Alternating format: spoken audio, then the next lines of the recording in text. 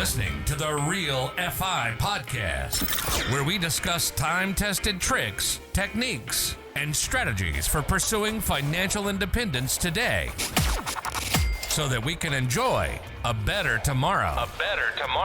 Financial independence isn't about getting rich quick. It's about cultivating a foundation to grow financially, mentally, physically, and spiritually. Let's figure out how to kick the 9 to 5. Here are your hosts, Patrick and James. How's it going, everybody, and welcome back to the Real FI Podcast. I'm your host, Patrick McGrath, with my co-host, James Ripion. How's it going today, James? It's going well, man. I'm out here, North Carolina beach, Oak Island, just hanging out here, enjoying the fruits of hard work of generations prior. Not my hard work. It's my in-laws' beach house. So things to aspire towards, being able to buy a beach house and hang out here all the time is, it's a cool feeling. So I just get a glimpse of that for the time being. But that's what I've been up to. I think we have a great guest ahead of us today. We're going to be learning how to take massive action and just take risks when the opportunity presents itself. So without further ado, Patrick, why don't you introduce our guest? So guys, like James already said, we got a great guest today. His name's Jonathan. He's going to introduce himself. How's it going today, Jonathan? Hey guys, thanks for having me on. Doing well, thanks. Just here in Park City, Utah, and marvelous day. Got some afternoon showers, so should be a great day for mountain biking tomorrow. For sure, man. The perks of living out west, I'm sure. So, that's right. Jonathan, why don't you get us started by just giving us a little bit of background about yourself and kind of fill in some of the details on your history and kind of what brought you to being where you are today. Yeah, absolutely. So I grew up in Iowa, small town, 1,800 people, no stoplights. It's fun to grow up there, but better to see it in the rearview mirror. So I moved to college up in Minnesota, spent a few years up there during college to help pay for things. I started a leasing company, not on the management side, but purely leasing. So I would get rentals, filling vacancies. That was my gig, and paid for a lot of my college. And then the Great Recession hit, came out of college, and was a valet and got recruited to the oil patch. So I decided to go work on an oil rig with my buddy. I was not prepared for what that entailed. I showed up, and it was I was thinking of a pump jack was an oil rig, and I was like, how are there 5-6 man crews on these pump jacks? I never see somebody. Showed up at 5 a.m. in the dark, and this 130-foot tower is in front of me, and I'm like, what is this? So did a few year stint as a roughneck on an oil rig, and working 2 weeks on, 2 weeks off, and that gave me a lot of opportunity to have a lot of fun and explore the world. So what is a roughneck? What are you doing for that work? Like, tell specifically what you're doing. Sure. So basically, we are just heavy lifters, manual labor. So to get a hole dug for oil, you go about 2 miles down and then 2 miles across. Somebody's got to help move all that pipe around as it goes in and out of the hole. And so nothing out there's light, and all wants to crush you. So we're working 12 to 16 hours a day for 2 weeks straight, and then you get 2 weeks off. So just a lot of heavy lifting and hard work. Gotcha. Yeah, So, I mean, go ahead, James. I was just going to ask, how much were you making out there at that time? Because you do hear that guys that work in the oil field and the oil rigs, make decent money. So at that time, right out of college, what were you making for lifting those heavy pipes around? Yeah. So, I graduated in 2008 from college with a business administration degree, applied at a bunch of places. And, I got an offer from Wells Fargo, I think, for like $28,000 a year. And I'm like, come on. So, I was able to make $100,000 a year roughly, and you're getting 6 months off total a year. So you're working more than a year's worth during the 6 months that you're on, but gives you a lot of time to play and blow all the money that you just made. Nice, huge benefit. There's a lot of professions like that. You get like your 412 schedules or whatever, and it Yep. gives you some flexibility to be able to pursue other avenues. Were you just enjoying yourself in those 6 months off, or were you doing anything kind of productive, or just being young and having fun? Yeah, great question. And I could have done a lot probably with that money. I came from a background where my dad got into real estate as an investor in high school. So, he would drag me to a couple of conferences, and by drag, I mean, I was very excited to go. And so I got some education that way. But, after running the leasing business for a while, I was just out there having fun and taking advantage of what the world offered. And so I got to do a lot of really neat things, but no, I did not buckle down. And I'd have no regrets about that. I could be way further ahead probably in life, but I have stories that'll last a lifetime. I mean, I've forgotten more epic stories of things that I've done because there's just been so much. So no regrets there. And I think that's an important thing for people to kind of pick up on is don't work so hard at the expense of living life today, because it will go by quickly and we do only get one life. And the more I talk to people who are older at the later stages in their lives, they sometimes look back and after having accumulated a lot of success, still wish that they would have done things a little bit more enjoyably in the moment. So it's important for everyone to strike that balance no matter what. You don't want to be so lazy and lethargic and not accomplish any goals, but at the same time, you want to live the youth that you have while you have it.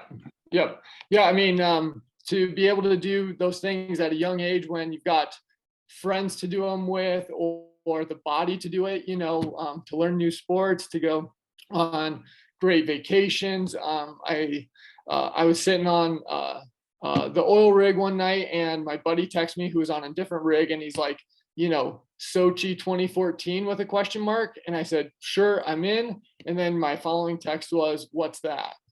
And little did I know I had just committed to going to Russia in like 4 weeks. And it was epic. My passport was expiring. I almost had to like fly to San Francisco to get it updated before we went. And it was we got off work when we finally went. I traveled 14 hours to work every 2 weeks. So we had scheduled our flight to maximize our time in Russia. So I had gotten off work after a 12-hour shift, picked up my buddy. We drove 14 hours home, and then we had 3 hours before we had to be at the airport.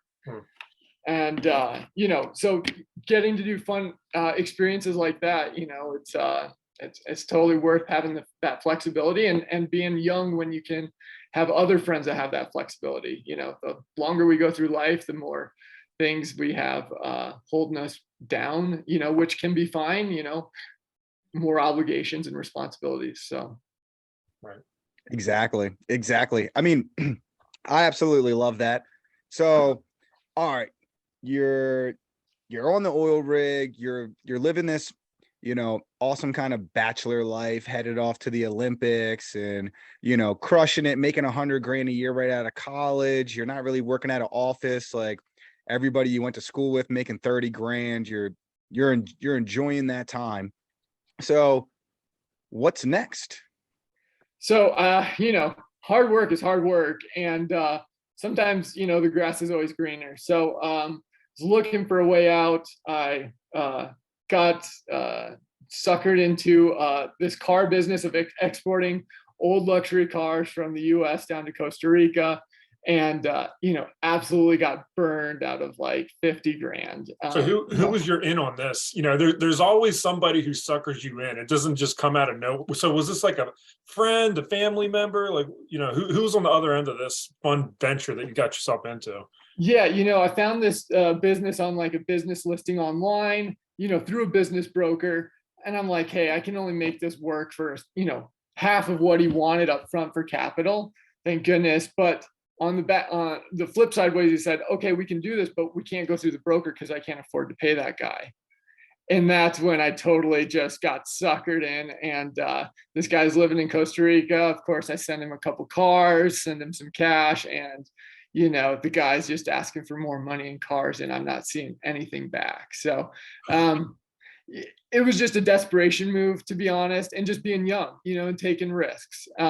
So I had, despite making a ton of money, had pulled a line of credit because I just didn't have enough to cover that. So I had, $30K in credit that I paid back over the next 5 years.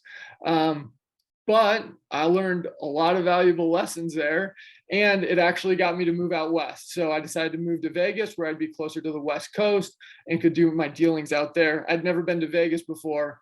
Moving to Vegas sight unseen was a terrible move. That's a crazy place. So, I couldn't find housing. And so I moved into a hostel. It was just chaos, a lot of fun, but chaos. I had a friend come visit me, and he's like, "Hey, I just moved to Park City, Utah. You got to come check it out. This is not your scene." Packed my truck the next day, moved out there, and I've been here ever since. So you moved to Las Vegas, sight unseen, had terrible, well, I wouldn't say you had a terrible time. It just wasn't your, right fit. Maybe you weren't vibing in the right situation. Yep. And then you went to Park City, sight unseen. Did you have reservations about going to another place, sight unseen, or? No, I figured, it's just another risk and another opportunity. If this one doesn't work out, that sounded like, my buddy sold it pretty well. He's like, "I got a spare room right now you can rent." I'm a big outdoor guy, so I like to snowboard, mountain bike, rock climb, all those things. And so it sounded like a good fit. So I just moved straight up there, and been here ever since, for the most part. Man, that is an awesome story to get us to the beginning of the story. Like, yeah. I have to say, like, I just love that spirit of it's an opportunity, so I'm sure we're going to hear more of that as we move forward. So we've got some background on who you are and where you are now. So let's talk about your first investment that actually went semi-okay, that you took a risk on. So, tell us a little bit about what you got going on now and how it all started.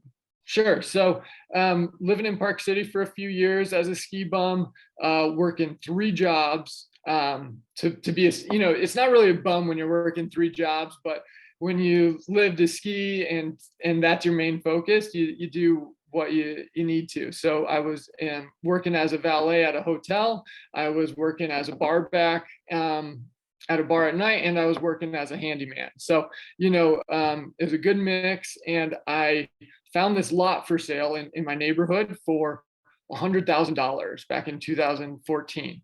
And it was right next to the interstate.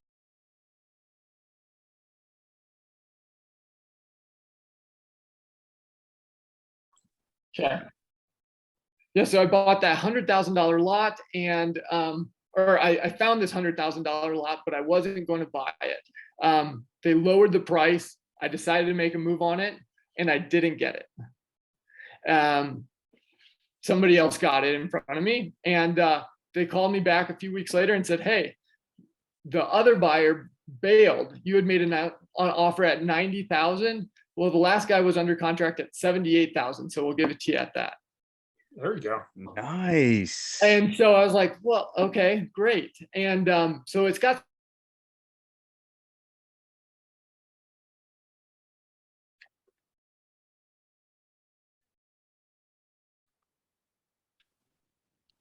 You guys, is this my connection? It is. It might be yours. Hold on. So now I have this lot for 70 grand and 78,000.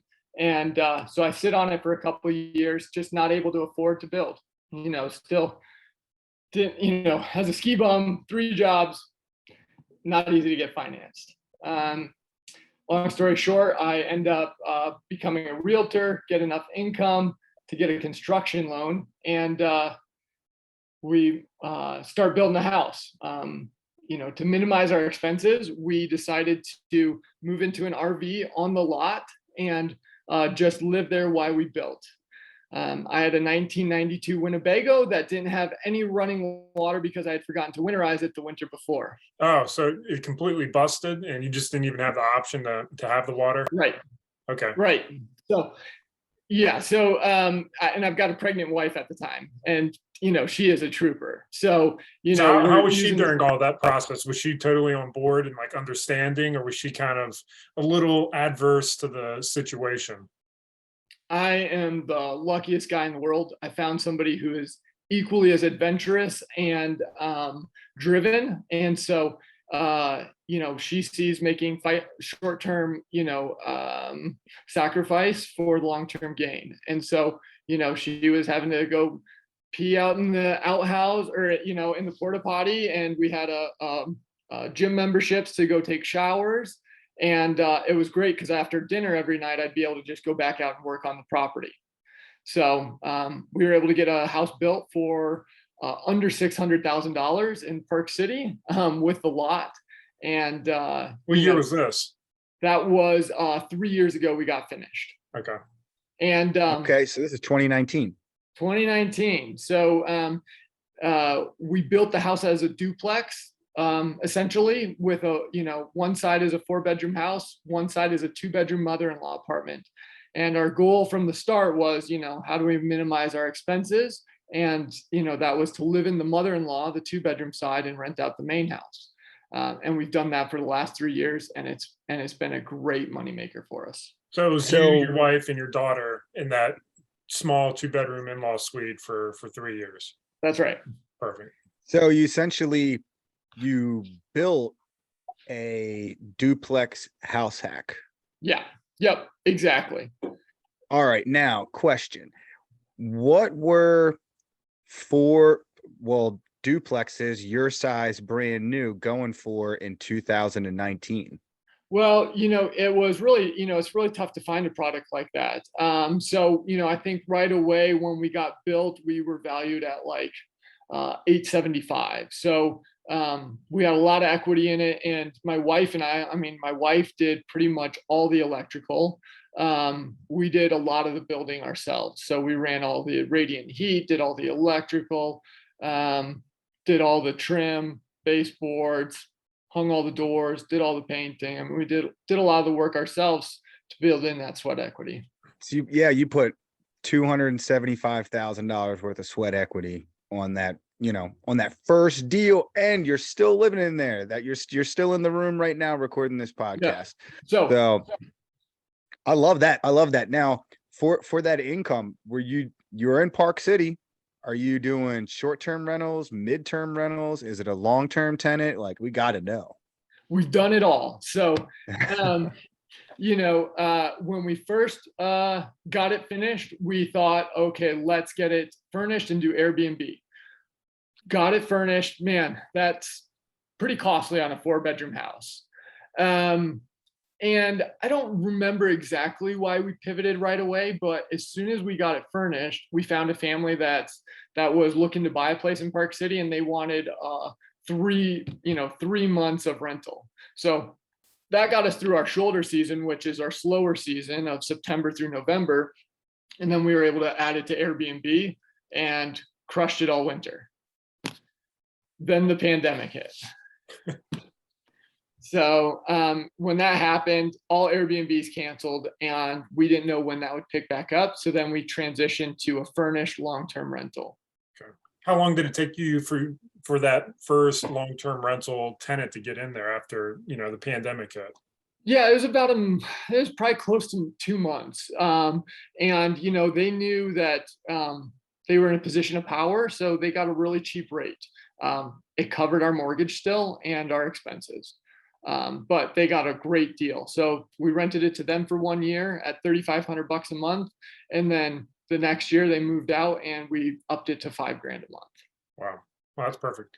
And have you, looked into what your property might be worth today? I know appreciation's been through the roof, and I'm sure you've been on Zillow checking out, especially with your background as a realtor, you can check out the comps. So, tell us like what you bought it for and exactly remind us, and then what it's worth today, you think? Yeah. So all in building costs were under $600K, and last month, kitty corner property just sold for 1.7, and that's a much worse house than we are. So I think realistic value is probably around 1.9. Nice. The smile on my face couldn't get any bigger for anyone who's watching or not watching.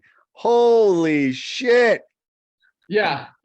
I guess, the biggest thing to say there is, the more, the more times you can go up to bat on a property, the more you have a chance of hitting a home run like this. They're not all like this. They're not all gravy, but we're very blessed in the location that it worked out. Well, you guys went through the extra steps as well, taking the risk to build it. You put the sweat equity in there. You didn't just buy something that was performing, cash flowing. And that's kind of the difference between people who buy certain types of properties and what you guys did. You did a small little development play, and look, it paid off. You bought it in a great market where you guys were living, and you house hack it, and here you are today, sitting on $1.9 million on paper, and you got all that equity to play with now. Absolutely, and that led us to do more deals. So I guess we can just go dive into that if you want. Yeah. Take us on the road. Where'd you go next? All right, so we somewhere in that time we bought a small duplex back when we were building, and so that has just kind of been chugging along, making 10 grand a year maybe, but we would just take that 10 grand and we'd always have a big repair. So every year that just gets wiped back out. But after several years, we had about 100K in equity there. And thought we'd sell that and go buy a big apartment deal somewhere. So big. When you're looking to sell, were you envisioning a 1031 exchange, or were you just kind of planning to sell and find something that came along at the right time? Yep, 1031 exchange was our plan, and so we found a 10-unit apartment building in Menominee, Michigan, which is a small town in Michigan nobody's ever heard of. We went under contract, found the deal on LoopNet, and when I flew out there to see it for the first time, we found black mold everywhere, in the attic, in the basement, and we just spent this money to come out there. We were just feeling super bummed, right? So we're just driving around, just trying to take a moment to kind of let things sink in and figure out what we're going to do next. And we're driving, and there's this cute motel, and it's got a little for sale sign in the yard. And my wife looks over at me and she's like, "Yeah, we should probably stop, right?" And I'm like, maybe. And so of course I do. And managers on site there takes us through the whole property. And next day, call the owner, tell him to come down here because we need to get on a flight home. And we signed a contract for a purchase within an hour of leaving the state. Wow. So tell us about the property a little bit. How many units was it? What kind of income was it bringing in? Give us some of those details. Yeah, so it was a 8-unit motel with a manager's apartment, which was a very large 1-bedroom, and didn't really need a whole lot. And all the units super outdated. Of course, some you're thinking, I can't believe somebody's living in this, and so we just thinking, okay, well, we'll hit the worst first and start remodeling as we go. So it was 8 units. The price was $250,000. And the value of our duplex was around $250,000. Our duplex gross rents, for both sides together, was about $1,500 it was bringing in.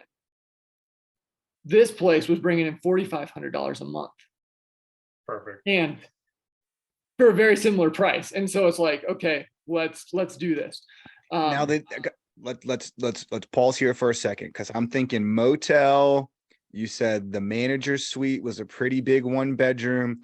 So I'm envisioning like studio, bed, kitchenette, bathroom, like a $500 or $600 a month, $150 a week type of place. Is that the kind of place we're talking about? That is exactly what this is. So there is a boat builder in Marinette, Wisconsin, which is the border town right there.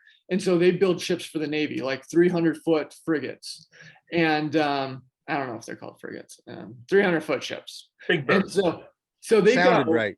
yeah, so they've got a lot of contract labor that comes through. You got different parts of the boat that need to happen, and so these people all pay weekly. So it's not a nightly run motel, and so the manager there had only been there for like a month, I think, when we first saw it, and seemed to be doing a pretty good job. So we went through with the purchase, and it was making, yeah, I think about $4,500 a month. We're now up to about $6,000 a month in rents as we've been kind of renovating and upping our rents to market. So tell me about this manager situation, because I'm envisioning, 8 motel units and an on-site manager, and I'm trying to envision how this all works out. Is this manager flipping the sheets? Are they cleaning the place too? Or are they kind of outsourcing and just controlling some of these other contractors or doing these things? Is the manager the handy person as well? Like, what is their role and what are they doing on site? Yeah, well, you can get a whole variety of people when you post these types of manager jobs. Luckily, we found a guy that already had a part-time job somewhere, and he was actually, when we took over, he was actually paying rent. So not only was he managing, but he was also paying $300 a month in rent. Turns out he's a handy guy. I've yet to see his work in person. We can get into that in a second. I've only been to the property once since we closed a year and a half ago, which is pretty crazy. I imagined myself going back a lot more. But he's a very handy guy.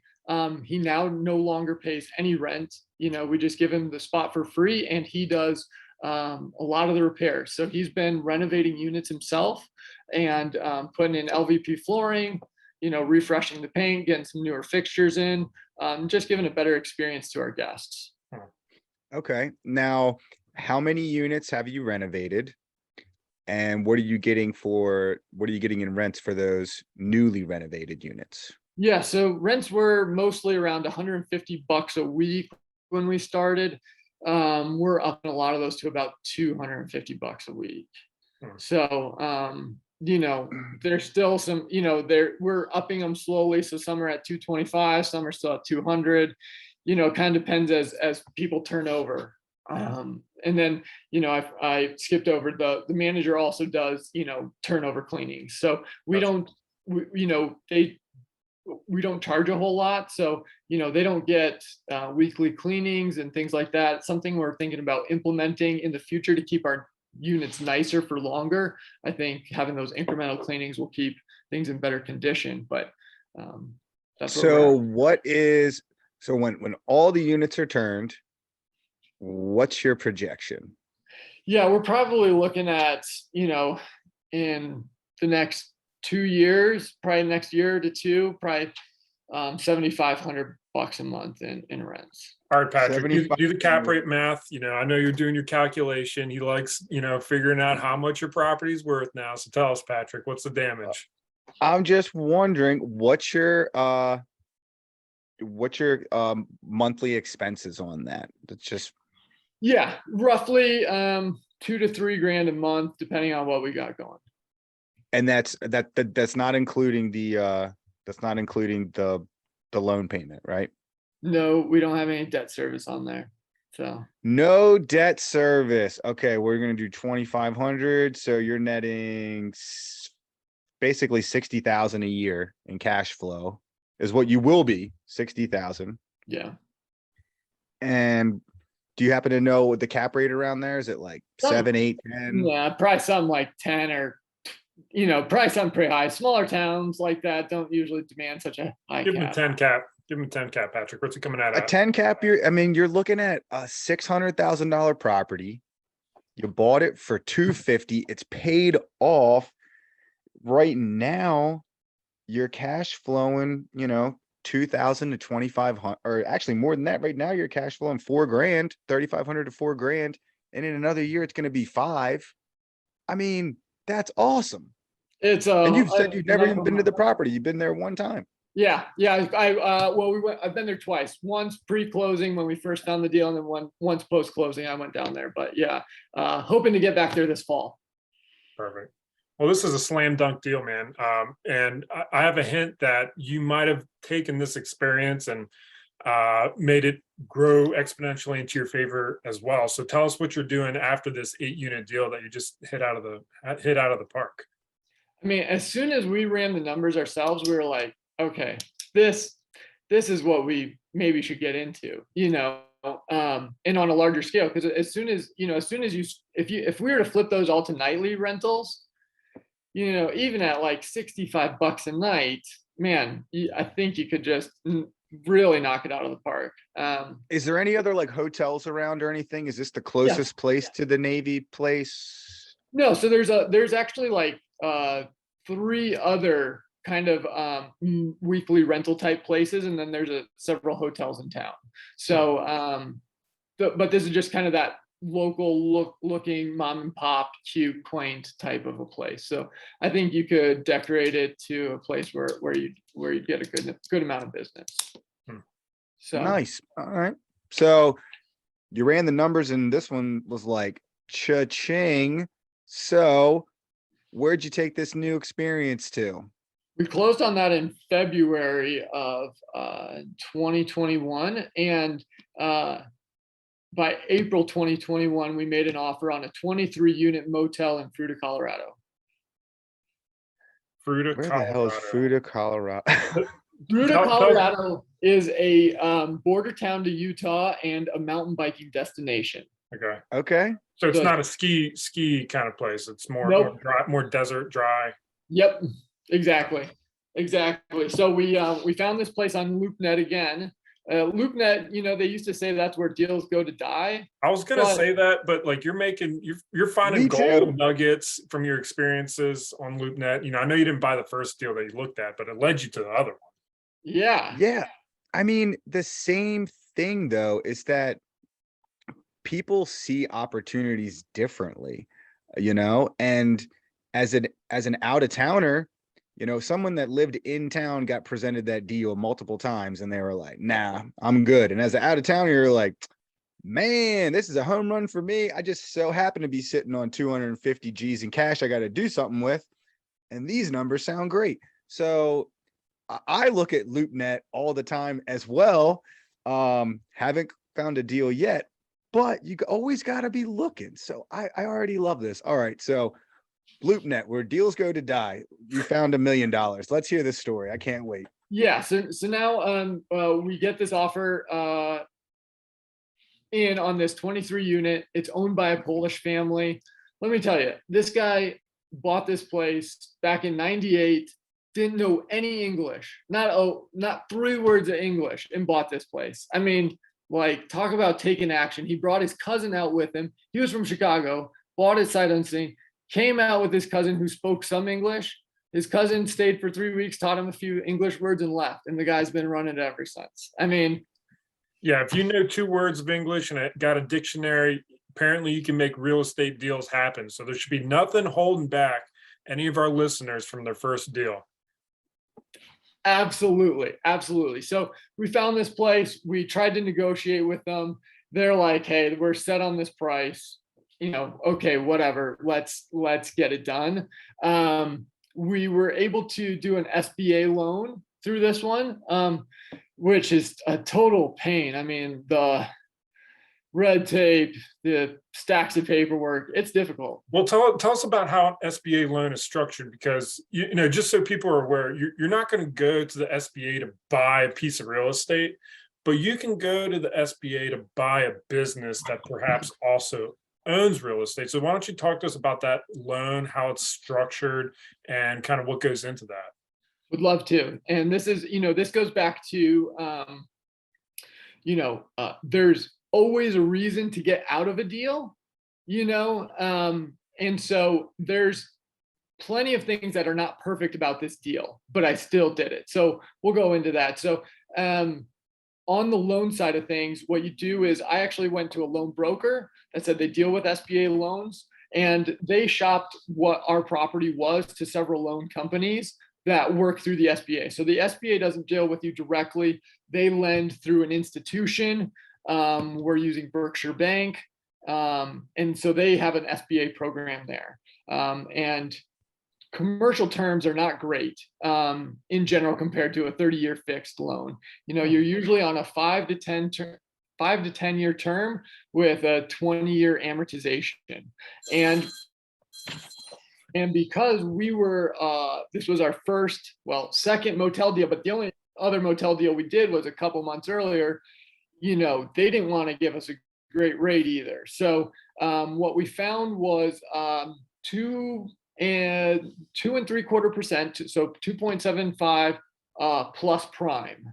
So your prime rate's always moving, and that gets adjusted quarterly for us. So I've got a variable rate loan, which can be scary in these times, but I did the underwriting, and I'm good up to like 12% if I need to on an interest rate. So not great terms, but it's a long process. I was able to wrap in renovation costs on my loan, which was very significant because those were about $300,000 in renovation. So, just to dig into the numbers, purchase price was 1.25 and doing about 300,000 in renovation.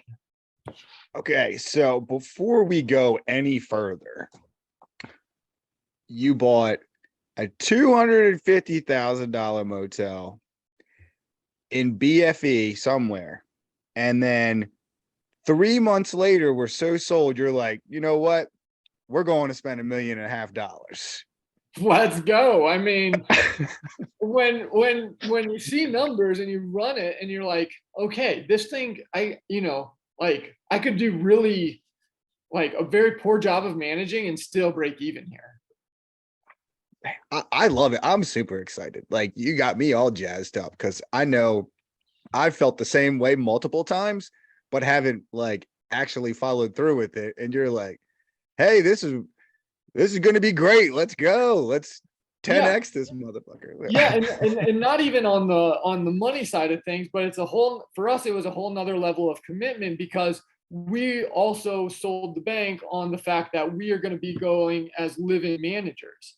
So, I'm living in paradise here where I get to ski 100 days a year if I want, mountain bike out my front door, and we're moving to Fruita, Colorado to run a motel. I mean, that's just not everybody's cup of tea, but my wife was in for another adventure. I was in, we were feeling a little jaded by the ski stuff going on with Vail Resorts. So we were like, let's, take a year away from here. So we packed up all our belongings and moved down to run a 23-room motel, which we'd never done before. Is that where you are currently, or because I thought you were at your old house hack in Park City, but you're currently in Fruita, Colorado. Nope, we are back in Park City. Oh, okay. 1 year he had to do it. 1 year. He had to do it for 1 year. 1 year. Okay. Well, let's get into that, man. Tell us about the deal and the numbers, how you got to buy it, and then what it was like moving there to be on-site management. Yeah, so the numbers, like I said, were 1.25 for the purchase price, about $300,000 in renovation, and when we took over, they were getting about $69 a night in rent, and they included tax. So, which is a huge thing that I didn't realize was as big of a thing until because we get charged like a 15% short-term tax here, right, as a lodging tax. And so that was huge. So we took over August 6th. So we've owned it just over a year now. Took over, did operations as normal for about the first 3 months just to get a baseline, try and figure it out a little bit. This guy, for his reservations, had a graph, and it had the room numbers across the top and days down, and he literally used X's and O's and whiteout for his reservation system. For 23. For 23 units. Yeah. And so we took over with that system in place, and it was like, needless to say, there was room for improvement. Absolutely. I think it was like Cody Sanchez or one of those people that talk about businesses a lot are like, hey, if you see a fax machine or a rotary phone in there, like, like this is a good opportunity. Right. And that's, and so there was a lot of inefficiencies. They didn't have a website that you could book online at directly. So they relied on walk-ins and OTAs, so an online travel agency like booking.com. Wow. These people were stuck a couple decades in the past. That's insane. Oh yeah. I mean, but granted, their background as non-native speaking Polish people, they're still crushing it. Immigrants that, could barely understand English, that built up a successful business that they ended up selling it to you for $1.25 million. So not too shabby. So what do these rooms look like? Yeah. So when we showed up, you had puke green carpet, we had taupe walls, taupe ceilings, and the painting or the pictures in the rooms, it was literally like they would put two pictures in a room and it would be the exact same picture twice. Like it just, it was opposite walls. It was hand-me-down furniture from the Holiday Inn like 15 years ago. Wow. Okay. I mean, I was always wondering what a $69 a night motel looked like, and exactly what you envisioned, it was my vision. So yep.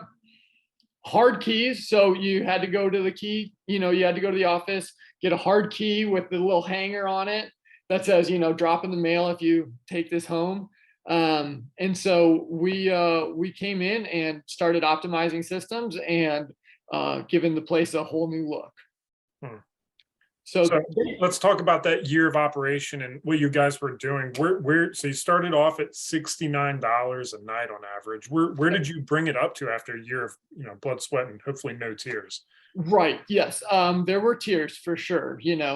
As with any good project, tears, regrets, all the things. Were you and your wife living in one of the motel units and your daughter? Okay, so there's a manager's apartment that's 2 bedrooms, but our loan would not close. So 6 feet of our building is in the right of way in the street, according to maps. So that was a big hang up for the bank. It turns out what happened was in the 80s, they surveyed the whole town and started at the opposite end of town. And by the time they got to our end, everything was off. So bit of a red flag. So we lived in a motel room, the 3 of us plus our dog, for 3.5 weeks. It was tight. It was hard.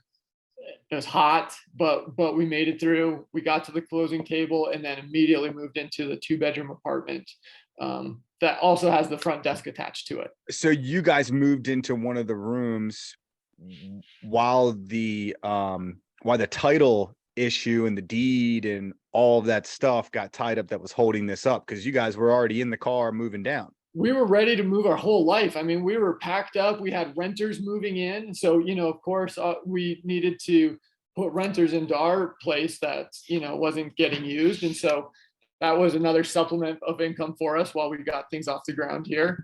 So we had renters moving in. So we had to get out. So we moved down there without being closed, just knowing that we had to make it happen. Burn the ships, as they say. Burn the ships. All right, cool. So you're in there.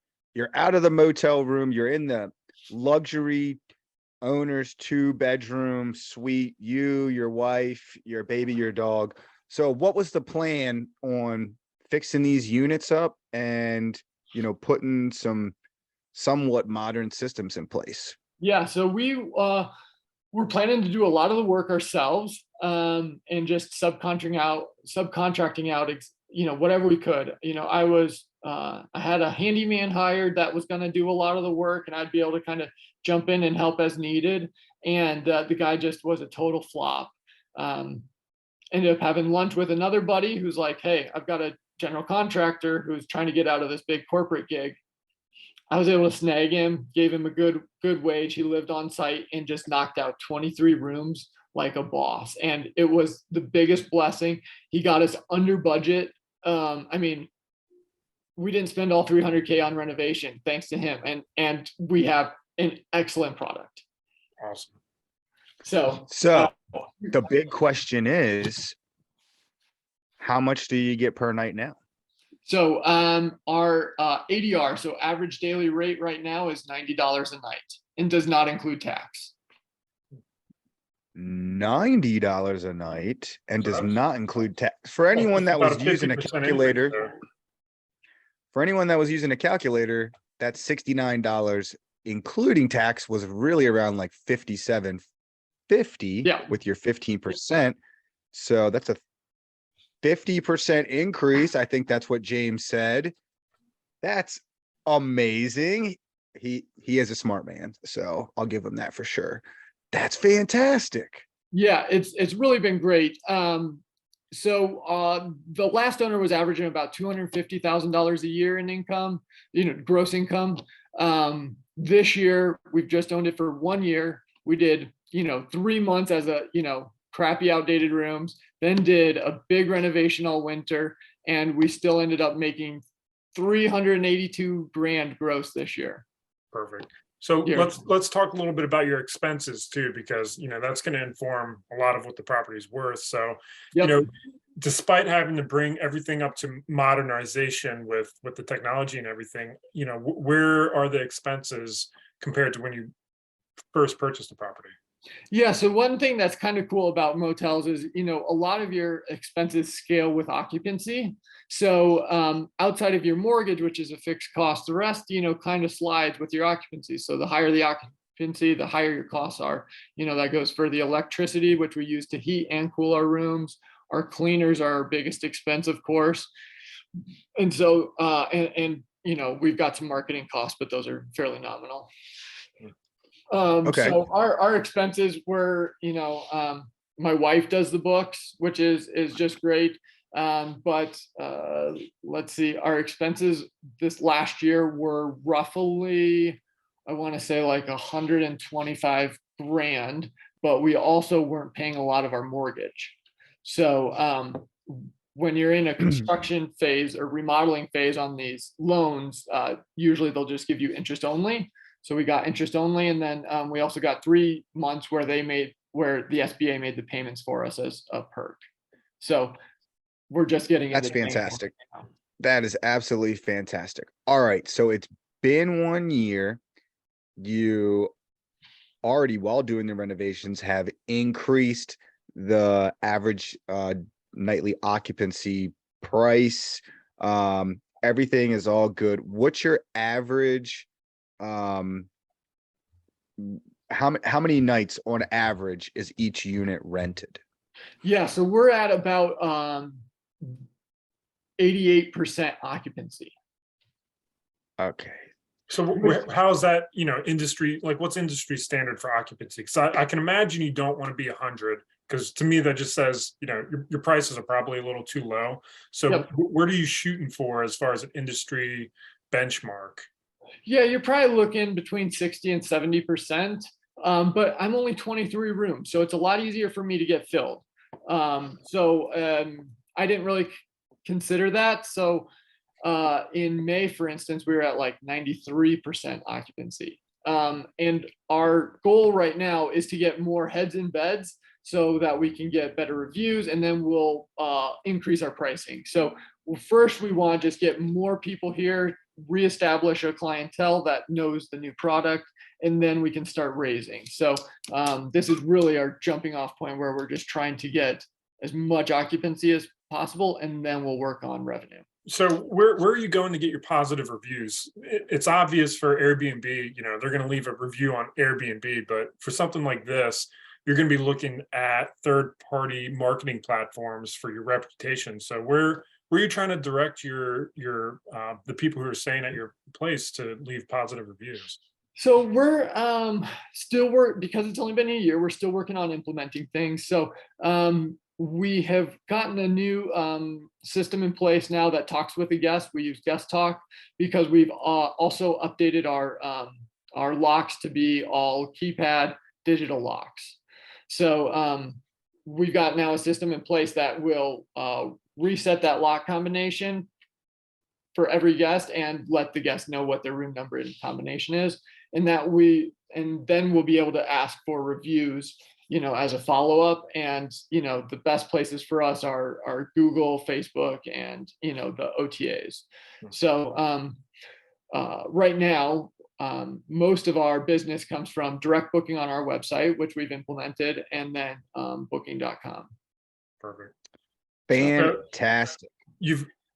Jonathan, you've got the 8-unit, you've got your motel running there, it's running smoothly, and you got this 23-unit new motel. Tell us, what are your goals moving forward, and how are you trying to grow and expand your business right now?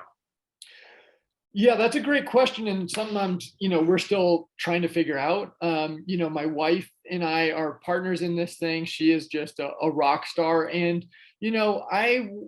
I think I'm ready to scale a little bit more than she is. But I don't know. I think at one point I could throw out, maybe a $100 million hospitality portfolio at some point.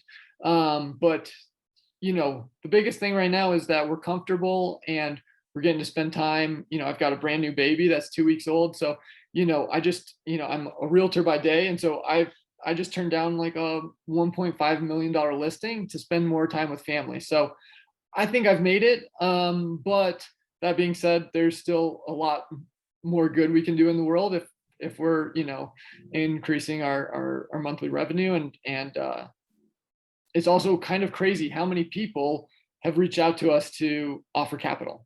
It's absolutely wild how many people have said, hey, I just sold a company, or, we're looking for a better return. Let us know when you're doing your next deal, which has been very surprising. There's a lot of people who want to scale super quickly and get to a certain benchmark or goal as fast as possible. And there's other people that choose to do it methodically and wrapped around their personal life, and do it in a way that works best for them. And it's not rush things. And I think your approach is a valuable one, because it's making sure that everything's balanced. But at the same time, you're totally willing to jump on opportunity when it presents itself. You're just not jamming the square peg through the round hole to make it happen sooner than maybe the opportunity would present itself. Yeah, I mean, I think in life there are seasons. Last year we were ready to go on 2 deals. That was a lot to take on in 1 year, and now we're at a season where it's like, okay, let's, especially, also with the economy just, kind of being weird. It's like, there's no reason to rush into things. But at the same time, I've also talked to a broker today about another motel. So I'm always talking to people, but I don't have to do a deal tomorrow. Well, you got to be prepared to strike while the iron's hot. So, it's good to have your feelers out there. Yep. So I really love how you just talked about, slowing down a little bit, but you could potentially see yourself with $100 million hospitality portfolio. So, this podcast is all about financial freedom. And, James asked you about kind of like your goals, but do you have any financial freedom goals? Like, I understand that it would be nice to have that $100 million portfolio, and you're still working as a realtor, and you've got all these other things going on. Like, do you have a specific kind of number in mind, a yearly or monthly number that you feel like would just change everything, or you kind of already there comfortably? Yeah, we don't have a number. Goal setting is something we've dabbled with in the past, but it just seems like life is so fluid at this point. We're really not sure where we're going to be or what we need. For us, it's maybe not looking too far in advance and just looking 1 foot in front of the other at the moment and saying, hey, things are very, I never thought I'd be at this point this quick and this comfortable where, we could take some time off or wait for the next deal. So I feel like, as far as financial independence goes, I'm there as much as I want to be at the moment, very content, not feeling the financial strain. And, I could take, we've got enough money in the bank to take, a year or 2 off if we wanted to, but it's fun to just do projects as they come along and see what other avenues we want to get into. Right. And you got a Great 2-week-old and a answer. 3-year-old. That time goes quickly as well. So it's good to be available for that. Yeah. And I imagine it might be slightly more difficult for you to uproot and go, self-manage and operate your next 50-unit motel as well. So I have an appreciation for that. I do too. I mean, let's rewind a second to the beginning of this, which was you finished that property in 2019, and while you were building that property, you bought the first duplex. So, like, all of this has really happened in the last 3-ish years. So I mean, what a home run, what a great story. And bravo to you. Bravo to you. I think this is a perfect transition into our next part of the show that James and I like to call the Big Four. So James, take it away. So Jonathan, we call this one our FI hack, our financial independence hack. So I want you to tell our listeners something that you do, maybe in a consistent basis, either in business or personally, that just feels like a financial independence cheat code. Yeah, I love this question. And I love that you call it a cheat code, because I think what my life hack would be is to just gamify life. We've all played Monopoly and board games, and I know that oversimplifies things, but it's like, every year is another rip around the board game, or am I going to pass up Park Place again? Or can I buy it this year? Can I buy the next one next year? Can I upgrade that to a hotel? And, the same goes for, most life decisions. It's like, should I take this trip right now with the boys to go, snowboarding for the week? Well, I'm sure I could get back on, behind on work or this or that, but like, if this was, if you're playing Grand Theft Auto or something, would you take the trip, or would you just like pass it by and say, next time I'll go, So I think if you just gamify things and really simplify and say, okay, is this going to be fun? Is it going to have massive consequences on the downside? No. Okay, let's do it. So gamify life, and you only have one chance at it. Like, take the risk, do the thing, and do it now. The more you wait, the harder it always gets. So no matter where you're at in life right now, like, take the risk now, because it's always, 10 years from now, you're going to have more responsibilities, more obligations. For sure. Decide, commit, take action. Like we That's talk right. about every freaking podcast. We got merch. So I love that answer. Gamify. That is literally the first time we've heard that answer, and I love that one. That one's definitely a clip. All right, we call this next one resources. So, are there any books, podcasts, people that have shaped, your financial independence journey, your journey towards financial freedom, other than Rich Dad Poor Dad? Everybody knows that's a great book. But what do you got for the listeners out there to help them dive in and get some inspiration if they're not already inspired by your story? The most gimmicky book, 4-Hour Work Week. Or sorry, most gimmicky title, 4-Hour Work Week. I mean, that one just has a lot of great principles in it. And, if you don't want to just build yourself a job out of the next business, I think that one's very key, to be able to walk away. Is your business going to break? Replace yourself, virtual assistants, the whole thing. Lots of good info in there. Perfect. I read that book a couple years ago. I need to revisit it. A lot of great principles in there. And who is it? Tim Ferriss? Is that Yep. who? Yeah. I mean, he's a marketing genius. So like, gimmicky or not, like, he knew what he was doing. He built his 4-hour work week, 4-hour workout, body, whatever he has. Like, he's got a whole line of that stuff. But I agree 100%. That's a great resource for people to look into. Yes. And I have that book lying around here somewhere that I haven't cracked open in quite some time. Traction is another good one about, working on your business and not in your business. All right. So we got a book. Is there any influences out there, people you're watching on YouTube, on Instagram, any of that stuff that you feel like people need to check out? Or The 4-hour work week is it for you? I think that's a great one. You know what? I listen, I'm a big podcast listener, of course. So, I eat up every real estate, macroeconomic business podcast. So, there's so many out there. They're all good. Just have a thirst for knowledge. There's a lot of That's right. information out there. That's exactly right. Perfect. All right, Jonathan. So this one, we want you to describe your future self 5 years in the future. I know you're kind of like, just kind of waiting to see what develops and what opportunity comes across your plate. But tell us, maybe in a business sense or a personal sense, where is Jonathan's life in 5 years? I love it. So 5 years from now, my wife and I and family will be deciding where we're going to be living next. I imagine we'll probably take a year or two, spend it on a boat.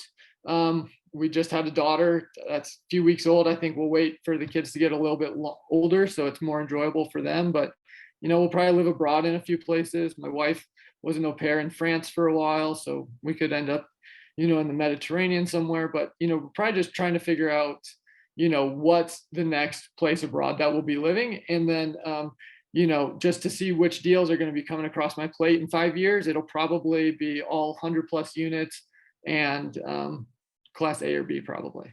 I tell you what, it sounds like we're going to need to recap in a couple of years and see where you're at between the travels and the personal development and the next deal that you have in your pipeline. It sounds like you have some really awesome things on the horizon. Are we going to have to do a Where Are They Now? Like 1 year later with all of our I like that. podcasts? Yeah, maybe like a 20 We just came up with a new idea. So I think we're going to have some, we might be having 2 a week come in January, and we'll do Where Are They Now with all of our new guests. I like it. Look at that. I love that. You inspired that too. You inspired me here during this conversation that hasn't even come out yet. Man. All right.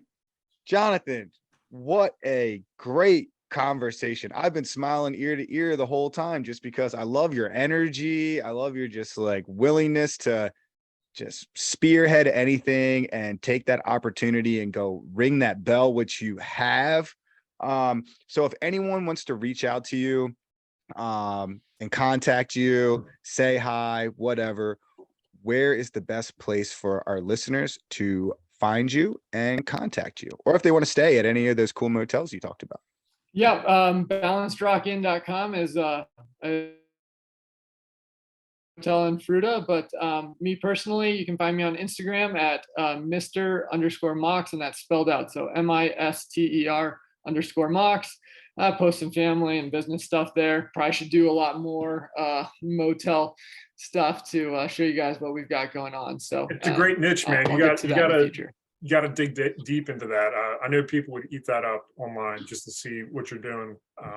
It's an interesting way of getting into real estate. Yeah, yep. I mean, last I was going to say, make sure to say that website one more time because we kind of cut out there a little bit. We're keeping that in. Oh yeah, balancedrockin.com. And if any of your listeners out there have motels in their town, let me know. Like, you guys should all go do this. It's really fun, and why not? Yeah, I do Bird Dog those deals. Bring him to Jonathan. He's going to make them happen. He'll mentor you. Get the joint venture going. So there's one on LoopNet that I drive by every day. I've seen it. It's called the Scenic View Motel in I'll leave that part out, Maryland. So you already gave away too much. But it's a race. All right, guys. If you like this episode, please make sure to leave us a review on Apple Podcast. If you can't do it on Apple, leave us a review on Spotify. If you can't do it on Spotify, go to therealfi.com. We have a review section. We'd love to see it. I just sent James one earlier today. Trust me, it helps us out. We get inspired by it. We love hearing from you guys. So please go do that. And we'll talk to you next time. See you guys. Thank you for listening to the Real FI podcast, where you learn from the investors that have lived the hard lessons for you. To connect with us during your pursuit of financial independence, be sure to join our community by following us on Instagram or emailing us at info@therealfi.com. If this content made you financially, mentally, physically, or spiritually richer, please make sure to leave us a positive review on your preferred content platform. Cheers to kicking the 9 to 5.